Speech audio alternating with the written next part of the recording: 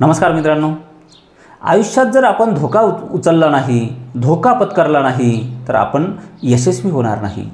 ज्यांच्या आयुष्यात प्रचंड संघर्ष असतो ते तेवढेच मोठे होतात। जो व्यक्ती धोका पत्करणार नाही त्याचं आयुष्य सुखी होणार नाही, त्याचं आयुष्य संपन्न होणार नाही। म्हणून आयुष्यात धोके आपण स्वीकारलेच पाहिजे। ज्याच्या आयुष्यात जास्त संघर्ष तो अधिक विजयी होतो, अधिक यशस्वी होतो। मित्रांनो, एका शेतकऱ्याला विचारलं की तू यावर्षी गहू पेरलाय का? तो म्हणाला की नाही, यावर्षी गहू यासाठी पेरला नाही की यावर्षी फारसं काही पाऊस होणार नाही आणि म्हणून मग पाऊसच झाला नाही तर गहू येणार नाही म्हणून गहूच पेरला नाही। पुन्हा त्याला विचारलं तू मका पेरलाय का?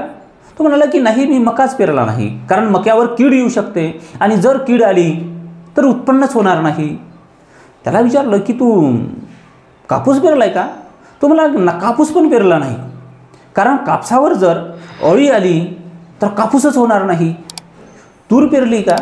तो म्हणाला की नाही, तूरसुद्धा मी पेरली नाही, कारण तुरीवर जर अळ्या आल्या, रोग आला तर तूरसुद्धा होणार नाही। मित्रांनो, बाकी लोकांनी पेरलंय, त्यांना प्रचंड उत्पन्न झालंय, पण हा मात्र धोके स्वीकारायला तयार नव्हता, काहीच उत्पन्न झालं नाही। पेरलंच नाही तर उत्पन्न कशाचं होणार? म्हणून प्रत्येक ठिकाणी मित्रांनो धोका आहे, पावलोपावली धोका आहे, पण जो माणूस धोका पत्करेल तोच पुढे जाईल। कोणासोबत बोलण्यात गुंतण्याचा धोका असतो, कोणासोबत अधिक बोलण्यात प्रेमात पडण्याचा धोका असतो, चालण्यामध्येही पडण्याचा धोका असतो।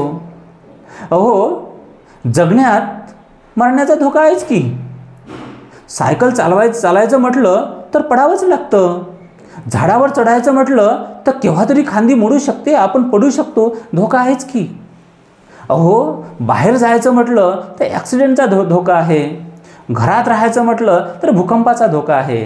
मित्रांनो, प्रत्येक ठिकाणी धोका आहे, म्हणून धोक्याला आपण विसरा, धोक्याला भिवू नका, धोका उचला, धोका स्वीकारा, धोका पत्करा, आपलं आयुष्य उज्ज्वल होईल। जो अधिक धोके स्वीकारतो त्याचं आयुष्य अधिक उज्ज्वल होतं, म्हणून आपण धोके स्वीकारले पाहिजे।